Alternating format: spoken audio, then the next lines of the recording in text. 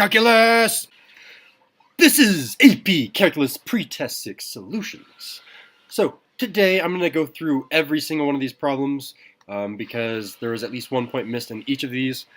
Just as a note, even though I said on our opening page that each problem's worth 8 points, you could have gotten 9 out of 8. There was extra credit, and that's doing that last step that was optional. So some people got 6 out of 5. I think Ben got 1 or 2 of those, or 5 out of 4, stuff like that. Anyway, moving on to number 1. So we have this differential equation. We need to sketch the slope field at each of these points. So notice that x to the power of 4 means that we don't have to worry about where the x value is, -1 or 1, but we do have to worry about where it's 0, because wherever x is 0 at each of these 4 points, we have a slope of 0. So slope of 0, slope of 0, slope of 0, slope of 0. And then from there, we say, okay, these should be the same as these. So at the value of y equals 3, 3 minus 2 is 1, has a slope of 1. At the value of 1, or sorry, at the height of 2, 2 minus 2 is 0. At the height of 1, 1 minus 2 is -1. That's Riley playing with his toy right next to me. I hope he's not too loud. And then finally, a y value of 0 minus 2 is going to be -2, so it should be a -2, -2, -1, 0, and 1. So how to score yourself on this one? These guys right here, like that was +1, and everything else was also +1, so that one was out of 2 points. Part B, we need to describe all points for which the slopes are negative. And notice that this thing needs to be negative, so we set this thing equal to a negative. And the way that you do that is you say x to the power of 4 times y minus 2, this whole differential equation, that needs to be negative, so it needs to be less than 0. Well, this thing is always positive. It's always positive, but there is a place where you can have this equal 0. So x can't be 0. We'll remember that for later. That is important. And then y minus 2 is less than 0, so if I set that, add 2 to both sides, I get y is less than 2, and that's the other half. So in order to get full points on this one, oh, poor buddy. In order to get full points on this one, you need to say y is less than 2, and you also need to say that x cannot be 0. If you got both of those, that was +1 point. And let me just check my solution guide to make sure I'm saying that right. X does not equal 0, y is less than 2, just 1 point. Yep, that is the solution guide, +1. I'll post the solution guide online as well, just in case you want to grade your own. Part C, find the particular solution when we have the initial condition 0 equals 0. All right, so he's chasing the toy around. That's hilarious. Okay, so I'm going to cross multiply.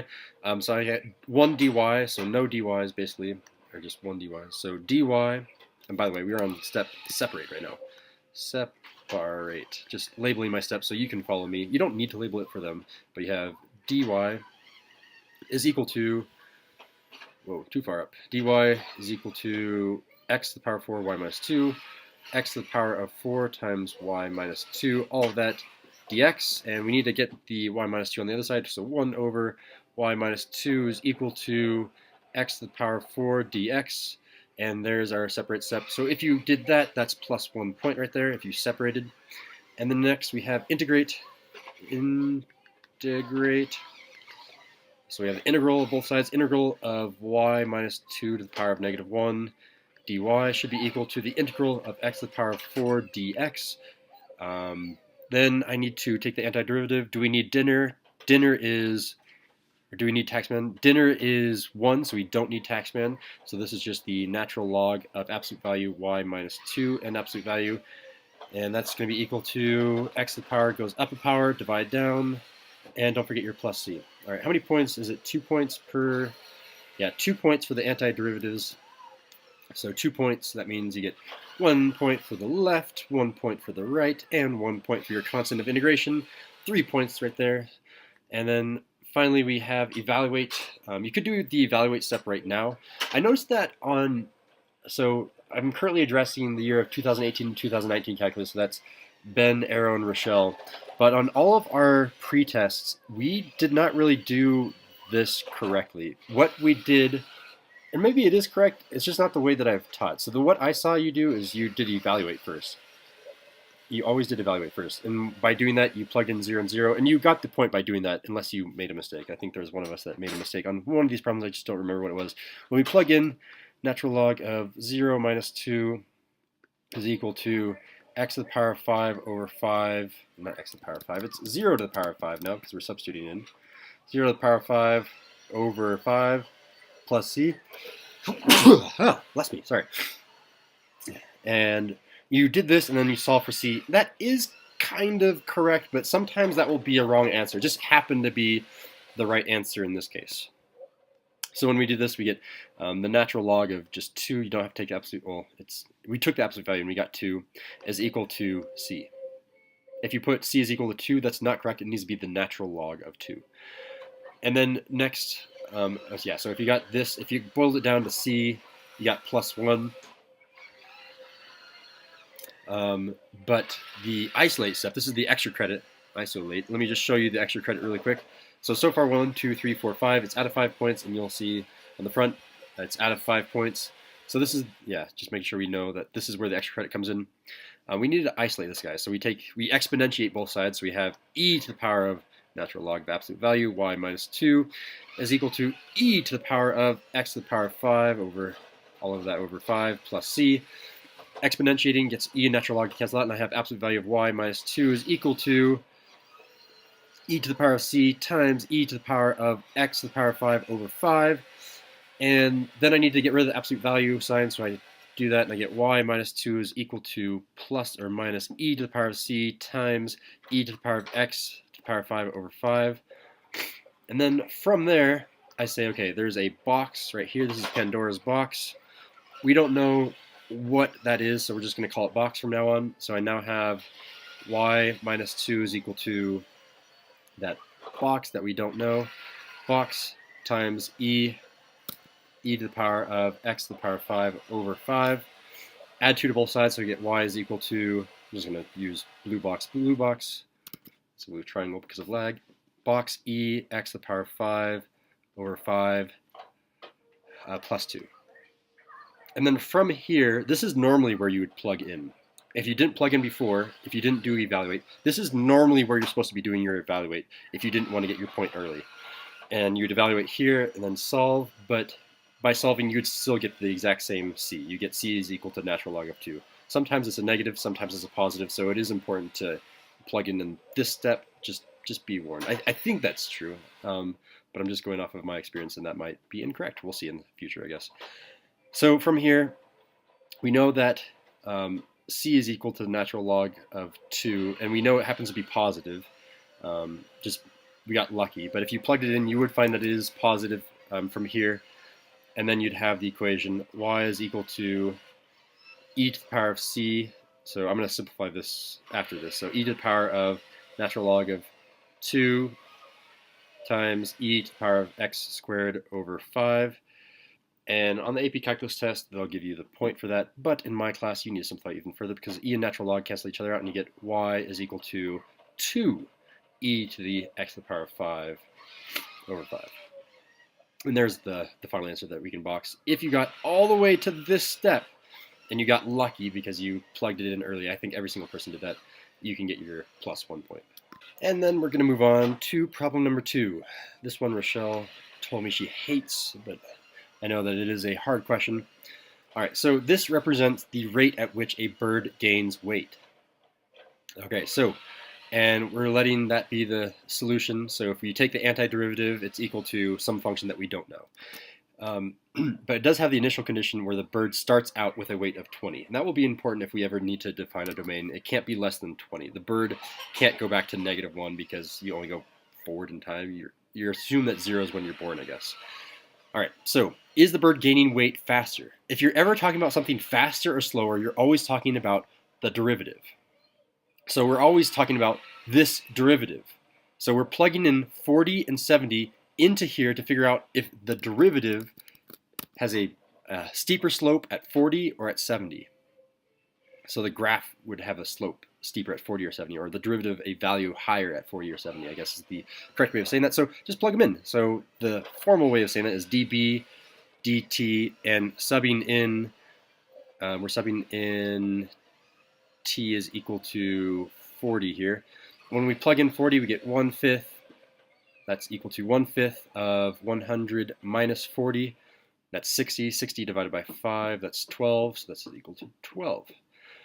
And then we need to find what happens when we plug in 70 grams. So I guess we're not saying T is equal to grams. We're saying faster when it weighs. I think T is still the variable that we were plugging in. I was thinking it might be G or W for weight, but yeah, I think that's correct. And dt, evaluating when T is equal to 40. This can be 1/5 of 100 minus 70 now. 100 minus 70 is 30. 1/5 of 30 is 6. All right, which one of these is bigger, 12 or 6? Well, 12 is bigger. So we say it is increasing faster at 40 grams. And then we need to have a reasoning because it says explain. If it says explain, they're giving you a point if you can explain why. So we say bird gaining weight faster at 40 grams. So that's, you need to do that part and the next part in order to get your next 1 point. By the way, if you used dB/dt, if you somehow were plugging into this formula or you wrote dB/dt somewhere on your paper, you give yourself 1 point.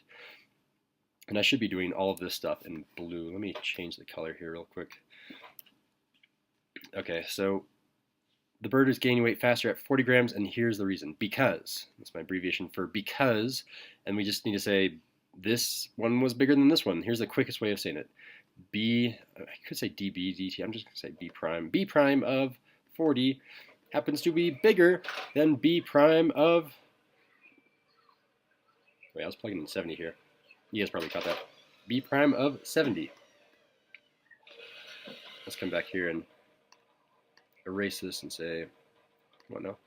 Erase that and say, does it do that? Let's say 70. Sorry about that. I was plugging in 70 at that point. B prime of 40 is bigger than B prime of 70. So if you said it's faster at 40 and you have a reason, then give yourself 1 point. On to part B. All right, now we have to find the second derivative. So here's the first derivative. B prime is equal to this. So let me just rewrite that so I have it. B prime is equal to 1/5 of 100 minus B. Perfect. I just need to find B double prime now. And it'll be easier if I multiply this out if I distribute the 1/5 first. So 1/5 times 100 is 20. 1/5 of negative B is negative 1/5 B. All right, now I take the derivative. So derivative of a constant is 0. Derivative of negative 1/5 B. Okay, this guy is really, really tricky. So its equivalent form is, let me rewrite this whole formula again. So y prime, I just wrote B prime, is equal to, now I'm going to write all this. 20 minus 1/5 of y. If we had an x right here, you'd normally think, hold on. Okay, the cat won, and I'm bouncing around. Hopefully he doesn't wake up. Right, we're on number 3. So we have to find the second derivative of this function. So let's go ahead and do that.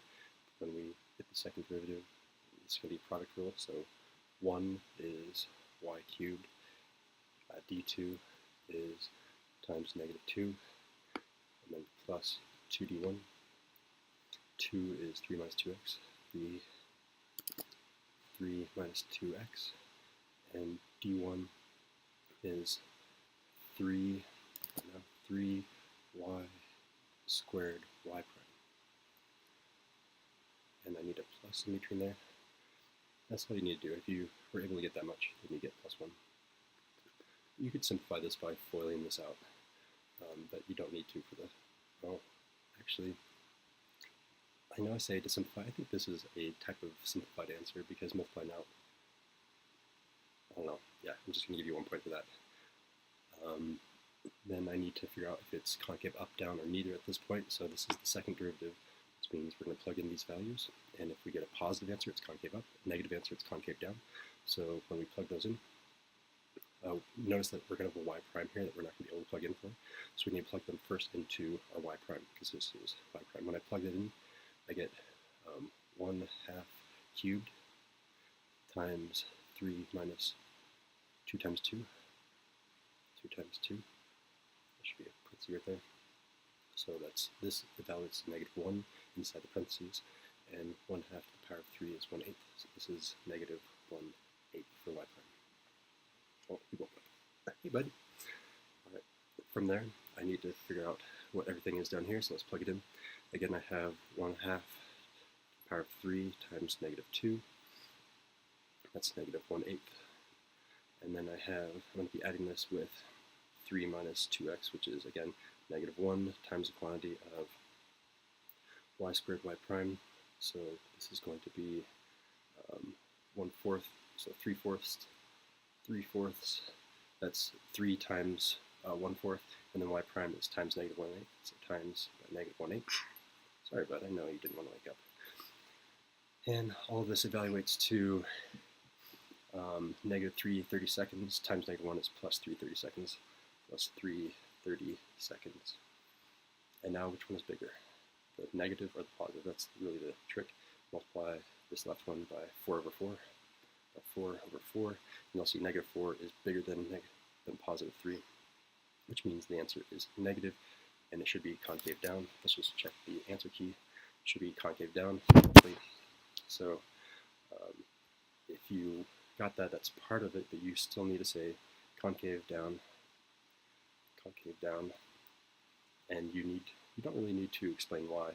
You just need to get that it's concave down, but you should always explain why just in case. And it's because y double prime was less than 0. So if you said concave down, give yourself plus 1. Okay, we're on B, we're at the equation of tangent. So it's y minus the y coordinate of 1/2 is equal to y prime. Ooh, we actually know y prime. Y prime, we solved up here, it's negative 1/8. So it's negative 1/8 times x minus the x coordinate of 2. And there's the answer. Give yourself plus 1 if you did that. And I don't know why I wrote that all in red. I should be writing it in blue. So that one was out of 1 point. Out of 1 point. I should do that in red though. I'm doing points. That was out of 1. A was out of 2. Or sorry, 3 was out of 2. Part A. And then finally part C, solving the differential equation. So I'm going to get, dy dx. dy. Oh, I should say that I'm doing separate first. Separate. I'm doing dy is equal to y cubed times 3 minus 2x dx, and then divide over this y to the power of 3, so 1 over y to the power of 3 dy is equal to 3 minus 2x dx. And I know that then you automatically treat this as y to the negative 1, or sorry, y to the power of negative 3 instead of 1 over y to the power of 3. They'll still give you the point for that, just like I did. And then next step is to integrate. So the integral of y to the negative 3, like Ben's answer, dy, is equal to 3 minus 2x dx. And integral of y to the power of 3, so it goes up to the negative 2, divide by that negative 2, and that's equal to 3 minus 2x, so it's going to be 3x minus x squared, because it would be 2x squared over 2, the 2's cancel out, and don't forget your concept of integration. All right, according to my key, if you get, so if you get 3 points for that, that means 1 point there, 1 point there, 1 point for the constant integration, so both sides, and also for the separate step. So we're up to 4 points right now. And then lastly, we need to evaluate and integrate. Again, a lot of people are doing the evaluate before the integrate, or sorry, you do evaluate and then isolate. A lot of people are doing the evaluate before the isolate, which is fine because you'll get the point for that. But in order to get the isolate, you need to make sure that you're with the correct domain. The domain here is for positive. So I'm just going to do my evaluate. Ow, he grabbed me. Really, that hurt. Evaluate. So when we do that, we get 1/2 to negative 2, or I guess just rewriting this as 1 over negative 2y squared. Make this 1 over 2, and then my y is 1/2 squared. That should be equal to, the x that we're plugging in is 2. So it's going to be 3 times 2 minus 2 squared plus c. You do need to boil this down for my class. So 1/2 squared is 1/4. 1/4 times negative 2 is negative 1/2. Negative 1/2, the reciprocal of that is negative 2. So this is negative 2 is equal to 6 minus 4, which is 2 plus c. Yeah, and then that means c is equal to negative 2. And is that in the domain? I guess it's, I don't know. Yeah, c should be negative 2 though. I don't know why it sometimes works and why it sometimes doesn't. But let's just go to the isolate step. So if you boil it down to c equals negative 2, give yourself plus 1, and then the extra credit isolate. If you're able to do this, you get your extra credit point, which is to get this on its own side. So I'm going to treat it as 1 over y squared. So it was 1 over negative 2y squared, but I'm going to multiply everything by negative 2, which means this is now equal to, maybe I should just write it out, negative 2, ow, he's grabbing my chest, stop, Riley. 3x minus x squared minus 4. Why did I write minus 2 there? I'm sorry, bud. Hold on. I'm almost done recording. This is minus 4. I don't know what happened there. If you caught that, just give yourself an extra credit point. And then we need to multiply both sides by negative 2, which means I now have 1 over y squared, and I'm running out of room, is equal to negative 6x plus 2x squared plus 8. And then I need to take the reciprocal and take the square root. I'm going to go ahead and do that all at the same time. So take the reciprocal and the square root, and I'm going to get y is equal to 1 over the quantity of negative 6x plus 2x squared plus 8. That's all square rooted. Technically, all of this is square rooted, but the square root of 1 is just 1. It would be plus or minus, and it turns out that the shortcut is just check this and see should this be a positive or a negative, and that is indeed a positive, which means that this is a positive square root, and there is your final answer. Oops. Positive square root, there it is. Okay, and then that would be your extra credit point if you went all the way out there, plus 1. All right, and finally, multiple choice. I know that Ben got these all correct, but I do want to go through all of them because I think the girls missed a few of them. Where does the limit exist? So remember, the limit is just approaching the point, not at the point. So it's approaching the point, so that one exists. Approaching the point, that exists. It doesn't matter what happens at the point, if there's nothing there or if it's a jump discontinuity, whatever happens, as long as it approaches the point, it's good. So that one exists, but these don't approach the same heights. Those heights are different. The left and the right do not equal each other. So it's graphs of 1 and 2, correct answer of D. Number 5. This one, I'm trying to take the derivative. This is product rule, 1d2 plus 2d1, because I see two different functions, x squared and e to the x. So 1 is x squared, d2 is e to the x. You take the derivative, it's the same because e house, plus 2, which is e to the x, and times d1, which is times 2x. You see an x in both of these, you see an e to the x in both of them, factor out an e to the power of x, and then also an x, you should be left with c. Number 6, we're 3 away from finishing. This is the double derivative, and it's looking for inflection points. What is the definition of inflection point? An inflection point is where f double prime has a sign change. And as a note, sign change can only happen, I can't spell sign, that's sing. I'm about to spell it again. Sign change, what the heck? Sign change only happens at odd powers. So it can only happen at odd powers. That's the power of 1, that's the power of 1, so it only happens at those 2 points. This is an even power, which means it doesn't change signs there, so it's only at 0 and -1, 0 and -1, there it is, correct answer is C. On to number 7, what is the slope of the line tangent to the curve? Although it says line tangent, you're only asking for the slope of that, so you just need to find y prime and then plug in these values. So let's take the derivative, ready? 6y prime, oh buddy, I know, minus 4x is equal to 0 minus, and then we have product rule here. So here's product rule. 1 is 2x, d2 is y prime, and then plus 2, which is y, d1, which is just 2 times 2. And then immediately plug in 3 and 2. So 3 goes there, 3 goes there, 2 goes there, 2 goes there. So this is 4, so this is going to be negative. And then make sure to distribute the negative into each of these. This is negative 6y prime minus 4, and that's equal to negative 12, and I have 12y prime there. Very messy, bouncing, it makes it that way. Ow, stop, Riley. 18y prime is equal to, and I add 12, and I get 8, divide both sides by 18, y prime, come on now, y prime is equal to 8 over 18, which simplifies, divide the top and bottom by 2, and you get 4/9. 4/9 is B. All right, and last question. If the derivative is this, and I want to go backwards to get y, if I take the integral here, what is the integral of cosine of 2x? Well, do we need taxman? U is 2x. Dinner, our inner is 2x. Dinner is 2, so we do need taxman. Taxman, we need a u prime.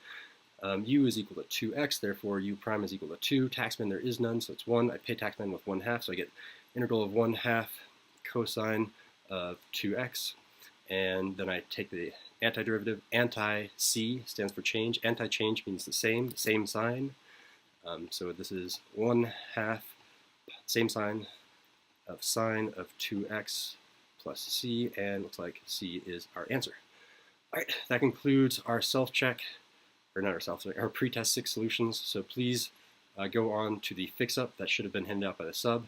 That will be due the day of our final, which is really the day of our test, and hopefully the beginning of lesson 7.1. Thanks for watching.